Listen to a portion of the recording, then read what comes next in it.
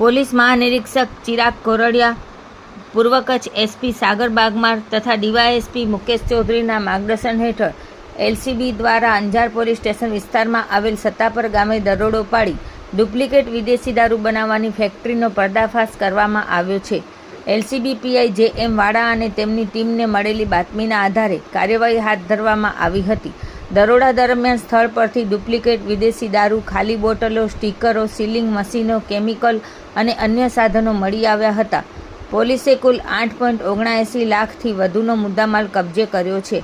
આ કેસમાં સુનિલ સામજી માતા અને રમજાન હમીર કાસમ જુનેજાની ધરપકડ કરવામાં આવી છે, જ્યારે અન્ય 2 આરોપીઓ કિશોર નાગજીભાઈ વ્યાસ અને રાજેશ ઉર્ફે રાજુ રઘુભાઈ પ્રજાપતિને પકડવાના બાકી હોવાનું જણાવી તેમની શોધખોળ હાથ ધરવામાં આવી છે.